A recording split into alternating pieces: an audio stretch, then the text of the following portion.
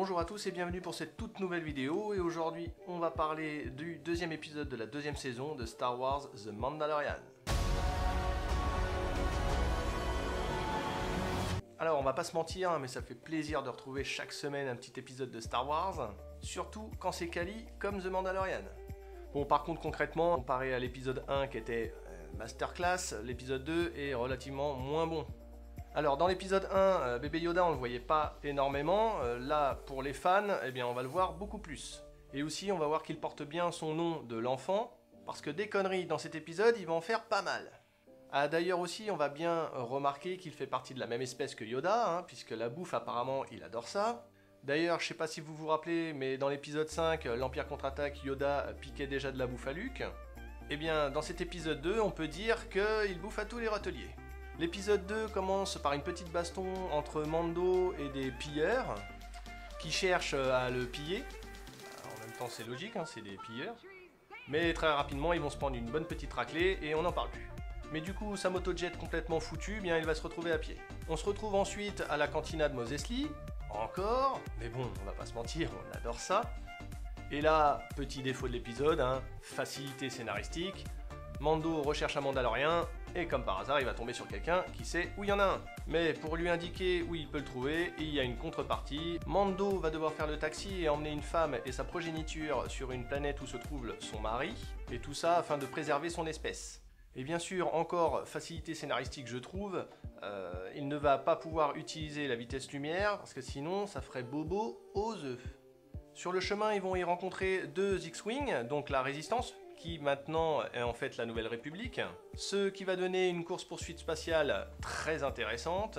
Cette poursuite va se finir sur une planète glaciaire. Alors oui, on était dans le désert, maintenant on se retrouve au pôle Nord.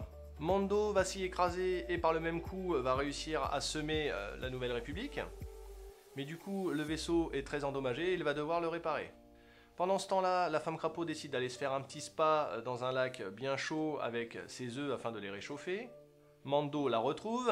Là, bébé Yoda fait encore une connerie, ce qui va réveiller des toutes petites araignées toutes mignonnes au début, parce que les grands frères et les grandes sœurs vont arriver, et ainsi que la mère. Et on va dire que la mère, elle est quand même assez costaud.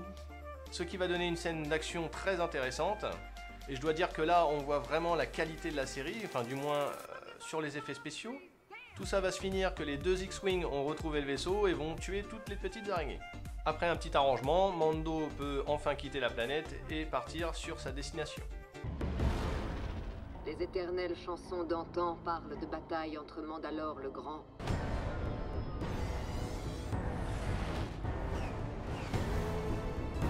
Où que j'aille, il me suit.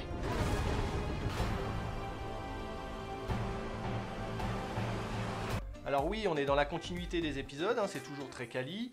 Il y a de l'action, on voit pas le temps passer, et en plus il passe très vite, vu qu'il fait que 40 minutes.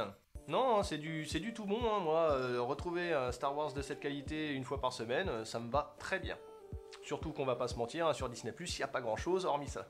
On est comme la première saison sur un fil rouge tout fin qu'on va suivre, mais il est vraiment tout fin, tout fin, tout fin. Je l'ai déjà dit, moi ça me dérange pas. On voit bien que la série est extrêmement quali, que les effets spéciaux sont impressionnants, on se croirait presque sur un film de cinéma. Et d'ailleurs, j'ai une petite théorie sur la suite des événements. Je pense que le Mandalorien recherché n'est autre que Sabine Wren de Star Wars Clone Wars. D'ailleurs, on la voit dans la bande-annonce, il me semble. Et si mes souvenirs sont exacts, il me semble que Sabine a déjà vu Yoda, donc connaît cette espèce. Donc ça peut devenir intéressant. Et on est toujours dans la théorie, mais Sabine étant une amie d'Ahsoka, eh bien vous l'aurez compris, je pense que c'est ce fameux Jedi recherché. Et là, je croise les doigts à mort pour que ce soit ça. Mais je pense quand même que Ahsoka, on la verra que vraiment à la fin de la saison, pour la retrouver en récurrente sur la saison 3. Voilà, c'est tout pour cette vidéo, j'espère qu'elle vous aura plu. Comme d'habitude, si c'est le cas, lâchez le petit pouce bleu, mettez des commentaires, partagez la vidéo. Vous pouvez me retrouver sur les réseaux sociaux. Moi je vous dis à la semaine prochaine pour la suite de l'aventure. Bye!